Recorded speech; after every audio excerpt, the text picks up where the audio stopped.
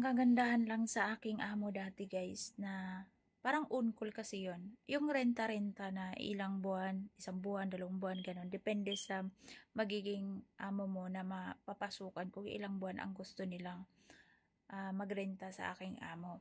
Ang kagandahan lang sa kanila guys is yung magiging amo mo na mapasukan, lalo na pag mabuti, mabait, mapagbigay is nagbibigay sila ng either pera, either hygiene, or kaya load, or kaya damit, yung ganon.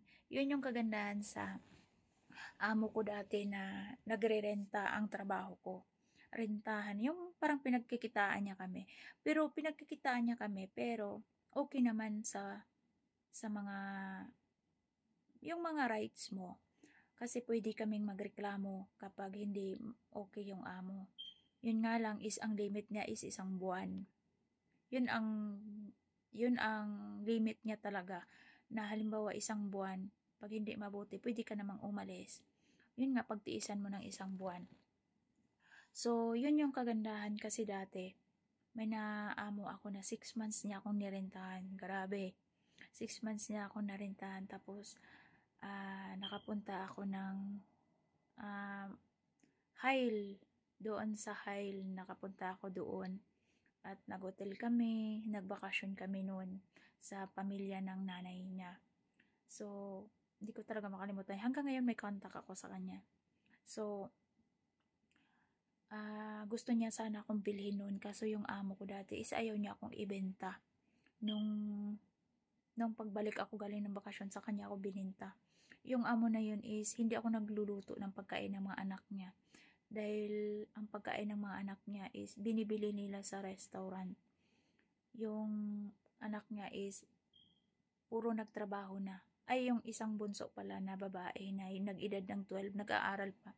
Yun lang ang hindi. Pero hindi yun kumakain ng kanin sa bahay. Lahat ng pagkain na binibili niya sa labas.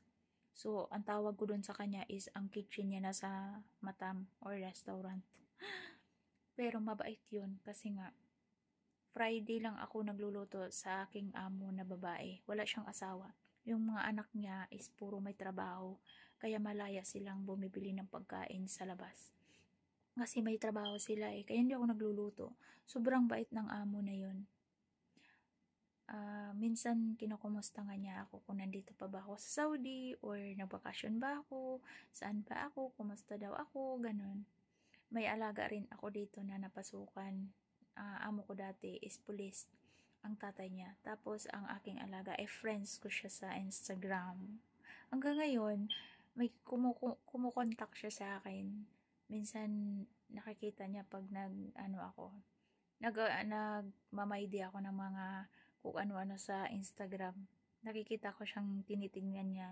Tapos minsan nagko-comment siya, kumusta ako. Mabait siya. Sobrang bait nun.